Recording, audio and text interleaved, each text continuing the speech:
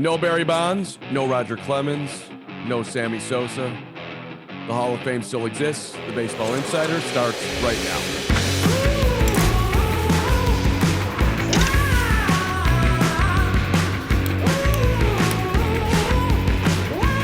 Robert Murray, good to see you, Bert. I know you didn't have a Hall of Fame vote. Would you have voted for Barry Bonds and Clemens and Sosa and all the steroid guys? I think I know the answer to this, and we're gonna have a fight on this podcast, so I'm looking forward to it. Yes, yeah. Okay? So I'll take you guys back to our text thread that we had. I texted Carm out of the blue saying Bonds should have made the Hall of Fame, and his response simply was no. And he said we're going to be talking about this on the next pod, and here we are. I am a firm believer that Barry Bonds should be in the Hall of Fame, and it is an absolute travesty that he's not. Okay, let's start with this. Did Barry Bonds cheat? I mean, has he ever been proven of it? He was proven of taking. He admitted to taking a cream. And obviously by any eye test, you cannot. It's overwhelmingly obvious that he enhanced his performance. Correct? 73. Correct. Okay. Yep. So he cheated. How and Hunter's in the chat saying he didn't cheat, because a lot of people saying he didn't cheat because they were all doing it at the time. He knew he was cheating. He was pissed. Correct me if I'm wrong. I don't think you would dispute any of this. He knew that Sosa and McGwire and the home run chase of 98, he thought it was all BS. So he's like, you know what? If they're doing it, I'm going to do it too. When we all knew, there's no argument here that they were cheating. They were brought before Congress, and Sammy pled the fifth and had a lawyer, and Mark McGwire was there not to talk about the past. They knew what they were doing was wrong, and Bonds was irritated. I'm a better player than these guys. Look at the numbers they're putting up. This sucks. I'll do the same damn thing and hit 73 homers, right? Mm-hmm. Yeah, well, but here's the thing, like, you say that, and so Bonds, as I said, should be in the Hall of Fame. And if you look at this, he is a guy that all signs point to him taking these performance enhancing drugs. But there's other players who have taken these PEDs that have been alleged to take PEDs that are already in the Hall of Fame. And not having Barry Bonds, who is the home run champion, one of the best hitters in Major League Baseball history, not in the Hall of Fame, but having other players that have taken PEDs or been alleged to, that just doesn't seem right to me, because Barry Bonds, he's history. And he was a big part of my childhood, watching him hit home runs into McCovey Cove, watching him break records. I have vivid memories of watching those with my dad and us both going absolutely nuts, because truth be told, and full disclosure, I grew up a Giants fan. But it doesn't sit right with me that Bonds is not in the Hall of Fame. That really sticks out to me, is that there's other guys who have been alleged to take them that are in there, but Bonds, I don't get it, Carm. I really don't. Listen, I'm living in utopian land. Okay. If you bent the rules, if you cheated, if you enhanced your performance, then you don't, in my world, make the Hall of Fame. Now, let me just say this. The hypocrisy of baseball is so unbelievably over the top that it's disgusting. First of all, Bud Selig's in the Hall of Fame. The dude basically orchestrated the PED era. Let's get baseball back, and let's do it as fast as possible. Let's let the players juice up, and then we'll have to deal with the repercussions after. That there are people in the hall that simply do not belong. Granted. And it's completely unfair for baseball to say, hey, baseball writers, we didn't want to deal with this ourselves. Unlike when they dealt with Pete Rose, they didn't allow Pete Rose on the ballot. He bet on baseball. You can't vote for him. They didn't even allow it to vote. Here, they did nothing. They put it on the writers. That's complete BS.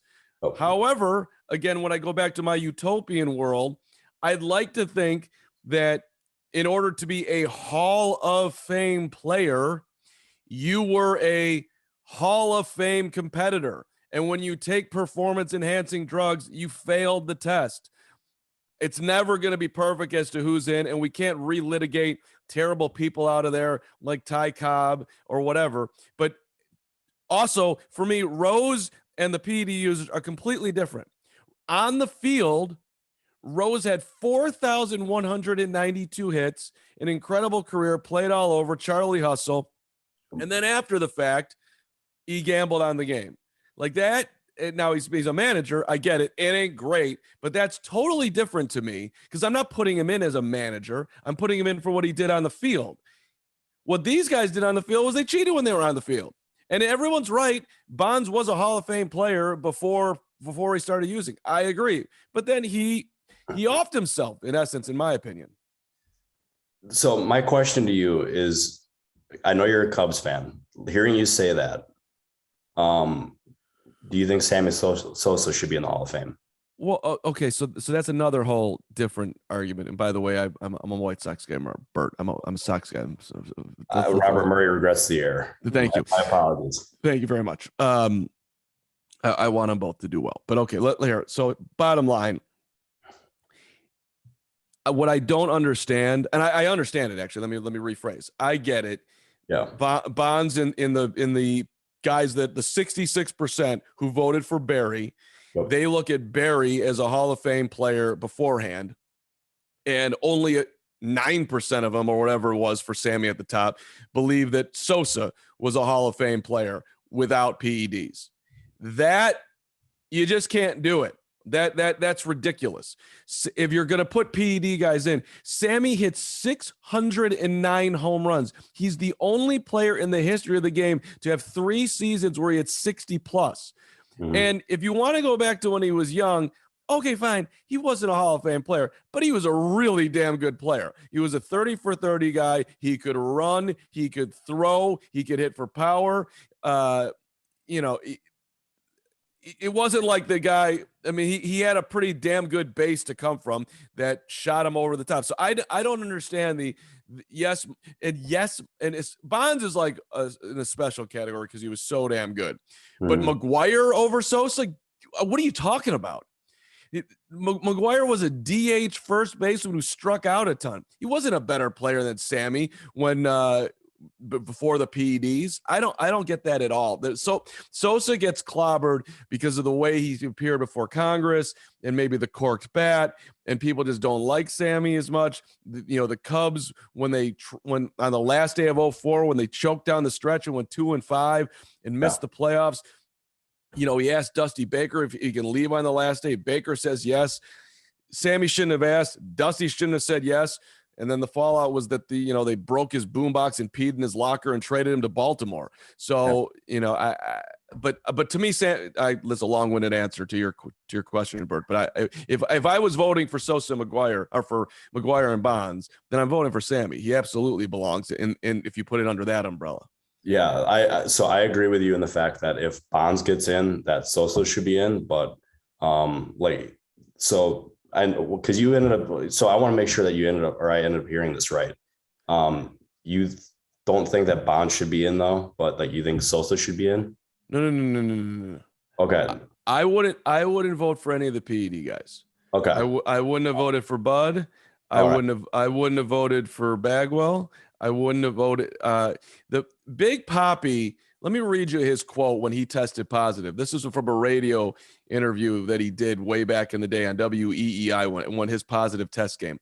What was the reason for them to come out with something like that? The only thing that I can think of, to be honest with you, a lot of the big guys from the Yankees were being caught and no one from Boston. This was just something that leaked out of New York and they had zero explanation about it. Everybody who got caught, all of them were told what they bought, what they used, everything. But David Ortiz, nobody came to me after, nobody came to me before, nobody came to me ever to tell me that I tested positive for any kind of steroids. So there was a huge cloud over his positive test. Mm-hmm. And that is, and his performance was way more consistent than when you can really point to in the stats the actual jump. But it's complicated. it's complicated. It's a fair argument that Hunter's throwing at me, and others are like, what about Big Papi? It's not it's a complicated thing. But with Barry and McGuire and Roger, he was young in Minnesota. But I mean, look, I could pull up. Let me pull up the Big Papi stats. I mean, look, Big Papi, he gets a lot of benefit from the writers because he's Big Papi and he's incredibly entertaining and engaging, and personality always seems to matter in this when really it shouldn't. Jim Rice, if we're talking about Red Sox players, the writers hated him. They kept him out forever, which is just stupid. Go ahead. So I'm glad you mentioned the personality thing, because I saw a great point from Brick Rowley over at The Athletic about Barry Bonds. If he had a different personality where people or if he had a personality of a Big Papi, would Barry Bonds be in the Hall of Fame? And I genuinely wondered about that. Like, that made me think. My guess is no, but it may have made it even closer, I think. Oh, it's a great argument. I mean, I think listen, if Barry had been a sweetheart dude who's sitting there with the home run record, does he get 9% more of the vote and get in? I mean, when he wasn't exactly, he wasn't in the 30s, or he was at 66%. Let's just remind everybody, when we do the percentage, that means that 2/3 of the baseball writers who were put in this position by Major League Baseball, they voted for him. 2/3. Yeah. I mean, that's not, it's a significant number. So to your point, would that have mattered? And if you look at Big Papi, his Minnesota career, he played 1,586 in 10 games. He had one season where he played a full season for the Twins, and he had 282 with a 364 on base and a 444 slug, 810. He was a good player in Minnesota. That's when he's young. And then his last year in Minnesota, when he's not hurt, he has another good season. And then he takes off with the Red Sox, but basically pretty damn consistent. He's he had seasons with Boston where he had 238, 264. I know that people don't like to focus on batting average anymore, but look, he is the thing that's interesting to me about Big Papi. If we step away from the steroids argument for 1 second, he is the most voted for by a long shot, 14% more than Edgar Martinez for any DH in the history of the game. And so there is a huge, that to me, that's a shift in DHs are people too. Yeah, you just pulled out a Rich Eisen there with hunters are people too, or whatever he says. But no, so going into this Hall of Fame cycle, they ended up having me submit a ballot on Fansided. I don't have a Hall of Fame vote. I should clarify that.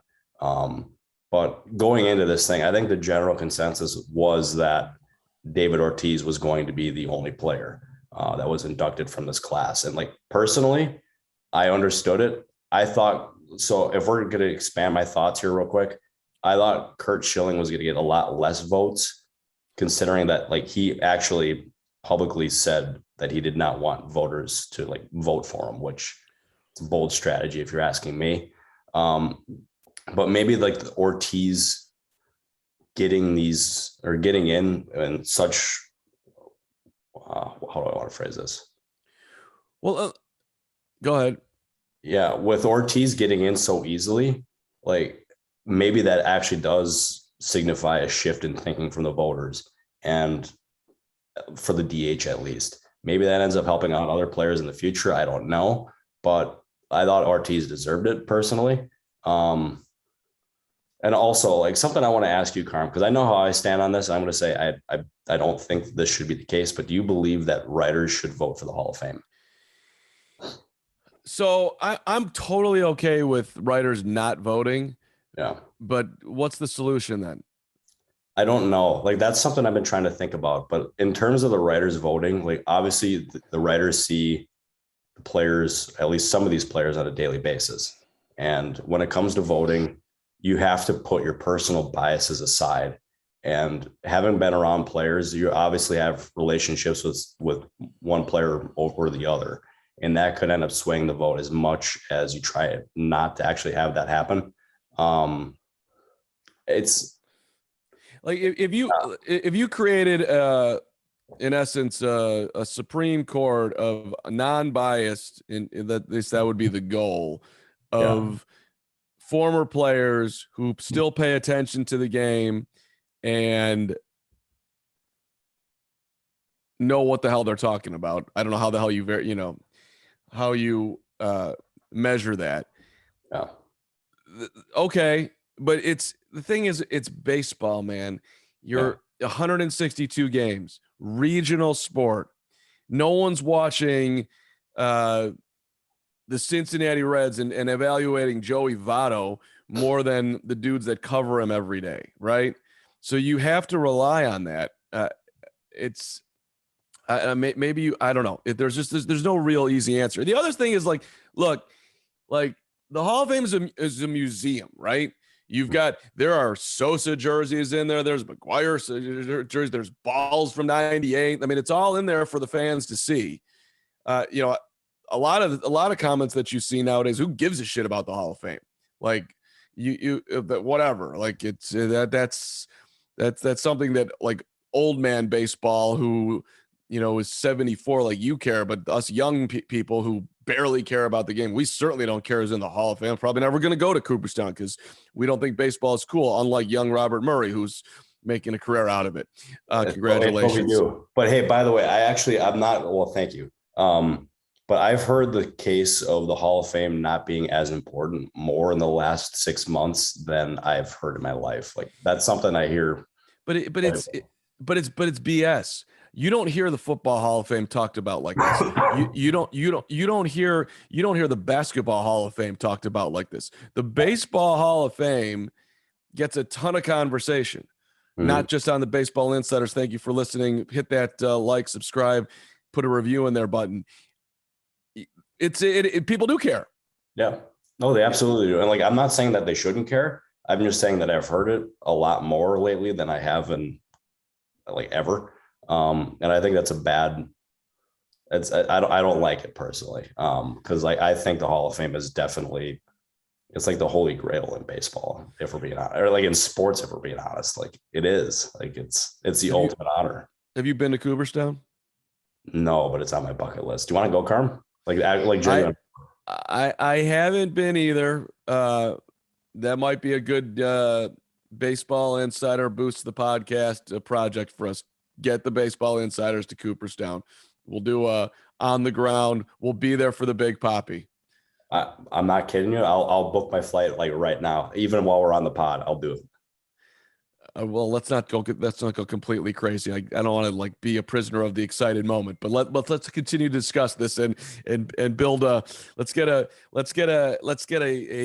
support network of Fansided that really wants us to go, and then we can make this happen, Bert. I also got way too practical. Forget about what I just said. Let's book it. Let's go Southwest right now. I think I would drive to Cooperstown. Maybe. Wait, how far is that from you? It can't be that far. All right, Cooperstown, New York. I'm gonna guess it's a 9-hour and 10-minute drive, but maybe I'm wrong. Let's put it in. You need to fly, Mr. Arizona. Yeah, if I was about to say, if I was in Wisconsin, I'd drive down to Chicago and just hop in the car with you and just let's boogie. But yeah, now I gotta fly. It's Cooperstown, by the way, has an elevation of 1,227 feet. It's more than 9 hours. It's a 13-hour and 13-minute drive if I left right now. Oof. Yeah. That I'll be flying too. Yep. All right. I'll see you there, Carm. We'll book our flights together. So yeah. All right. Let's wrap up with a couple things. Number one, is there any update on the labor negotiations? I know that they've been meeting and people are at least moderately excited about that. I'm getting a sense that you're not. No, I'm not getting excited at all. Like the fact that they're meeting is a very good thing. It actually shows that they're serious about getting a deal done. But I've seen reports about there being significant progress in these talks, and that is not the case I've gotten from the people I've talked to. it's basically like, yeah, we're meeting, but if there's been any progress, it's been very minimal at best. Yeah, we're not even remotely close to a deal quite yet. And we're getting very close to the point now where games are going to be in jeopardy, or we're in jeopardy of having spring training starting delayed. The regular season being delayed too. That's a very real possibility at this point. I've been trying to tell you guys this for months now on the podcast. Like, there's a very real chance we're going to end up having a delayed regular season. And as each day passes, we're on the verge of February right now. That possibility goes up. It's like the fact that Rob Manfred and ownership has already signaled that they're willing to miss regular season games was an eye opener publicly for fans, writers, and also the players. I had a couple of them, like, as soon as Manfred ended up saying that, sent me the eyeball emojis along with like the quote. And it's like, it caught their attention for sure. Interesting. What do you got on throwing you a curveball, Bert? What do you got on Seiya Suzuki? I hope I'm saying that right. The Japanese superstar, one of the hottest free agents available. Yep. Baseball lockout, when the lockout's over. Apparently the Giants, the Mariners, the Padres, the Cubs, all in there. Do you have anything on this? Yeah, I've had front office executives who have seen him absolutely gush over him and call him just one of the next international superstars in Major League Baseball. And there was a report out of Japan the other day or the other week that the Giants are now the favorite to sign him. I've had some people tell me that he prefers to sign on the West Coast, so that fits. I don't know if that's exactly true. I'm still trying to confirm what's real and what's not. But like, if that's the case, I think in that we would end up having the Cubs on the periphery of this thing, while the Giants and the Mariners are going to be at the forefront of this, along with the Padres. The Padres would be a very good fit for him because they have a hole in the outfield right now. They have Tommy Pham as a free agent. They're still interested in re-signing him.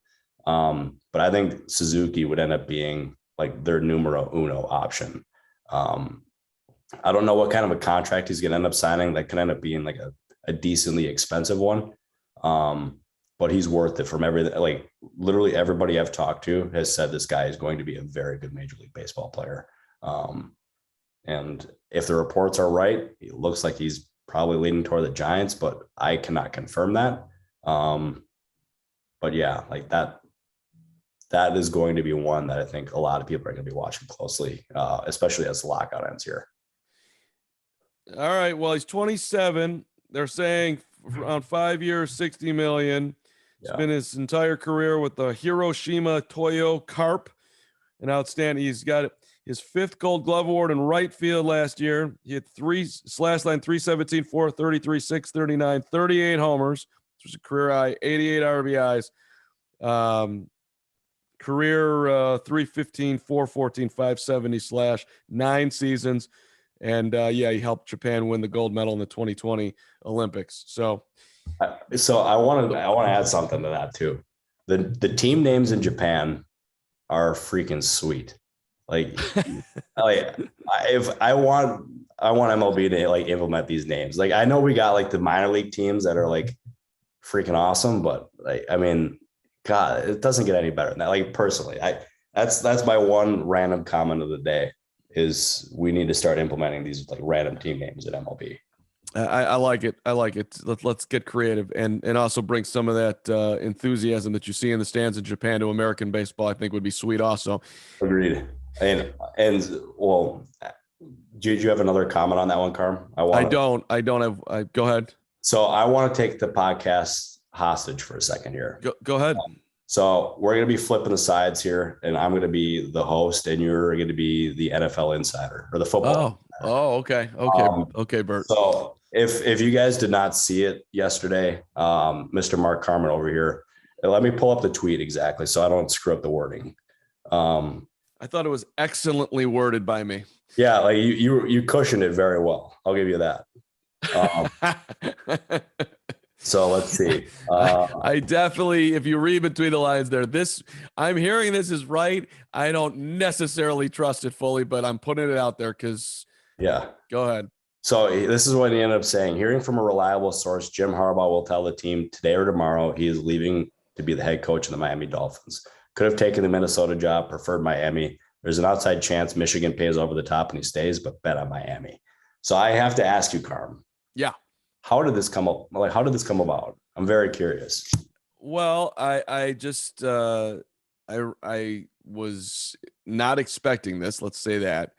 And someone who came up to me is like, I have something for you. So having relationships, if life is good. And I'm like, what do you got? And he says, Jim Harbaugh's leaving Michigan to go to Miami. Okay. What about that Stephen Ross thing where Ross says he wouldn't take Jim from Michigan? He's not going to be that guy. Jim told Ross that he's leaving and he would rather go to coach Miami than Minnesota. So either way, you ain't taking me. I'm out of here. I'm telling you. Okay. How sure are you? I'm 100% certain. 100%. What's your source? Gives me a really good source. Lets me look at the text conversation. And I talked to my people. I should have called you Bert, but I talked to my people in the NFL world and in the media world. Would you tweet this? Yes, do it. And so I did, and it went nuts. I knew it would. I was a little surprised by how crazy it went, but you know, right now, if you're betting on this, you ain't betting on Carm because everyone's reporting that he's having an interview with Minnesota. He's interviewed with Minnesota, but right now, my sources tell me we're not budging, going to Miami. Yeah, and I'll tell you. So and I've seen those same reports about Minnesota being interested in Harbaugh. But I was reading Armando Salguero. I saw that. He's a top Dolphins beat writer, and he basically, it was like right after you said it, and he kind of like echoed the Dolphins' interest in Harbaugh. And then Peter King this morning said he heard that there might be another team in addition to the Vikings that's interested in Harbaugh. He didn't name the team, but like we can all read the tea leaves here. I got to ask you. So you end up talking to your guys about whether or not you should tweet this. You end up tweeting it. What in the world is that adrenaline rush like? Because I've been there before, and I'm curious from your perspective. Like, how cool was it? See, I'm just a very nerve-wracking. I'm a calm, cool, collected Carm here. I was amused by many of the responses were, who the hell is this guy? I mean, it was obviously, I don't live in the breaking news world, I have not quite made it to Colin Cowherd status over here. So I was getting a bunch of that. And I was debating, like, do I write back at every single one of these? Start like just giving just different parts of my bio. Former great leadoff hitter, left center fielder, 1998 champion softball, that type of stuff. But I just figure like I'll wait until the end of this whole thing and we'll see what happens. And if I get a chance to dunk on those who didn't believe in me, then I will. And if I end up having to eat this, then I'll do that as skillfully as I can. But, you know, I look at it this way, that this is, I mean, I'm being told 100%. I'm looking at this. It's coming from a incredibly connected spot. Adam Schefter, the gold standard in the NFL. I mean, ESPN reports that Tom Brady is retiring. Brady denies it, and ESPN continues to go with it. They're leading Sports Center with it. Tom Brady retired. He's not saying, he hasn't said it. Yeah. Like that was nuts. I've never seen anything like that in my life. Like they're standing by Schefter. Now, I don't know if Fanside is going to stand by Carm. In fact, I know they're not. But, it's, let's put it this way. I would not be the first to get something, quote unquote, wrong. But there's, what I also was told by a reliable source is that Jim Harbaugh sometimes lies to his own people. So now, if that's the case, that makes me nervous, right? Yeah. You try to figure out who the moles are, and you tell them things and see if it gets out. Then that it only came from. I mean, is he doing that? I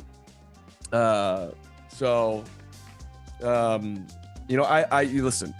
I don't have a direct line to Jim, but I trust where it's coming from, and I've followed up on it and staying consistent. I'm getting a call right now that could be interesting along these lines. So can we wrap the pod? Yep, let's do it. All right. Thank you for being in the role. I enjoyed the role reversal though, Bert. Hey, it was fun being in your shoes, Carm. Take the call and do your thing. But thank you all for listening to the Baseball Insiders. For Mark and Robert, we'll talk to you next week.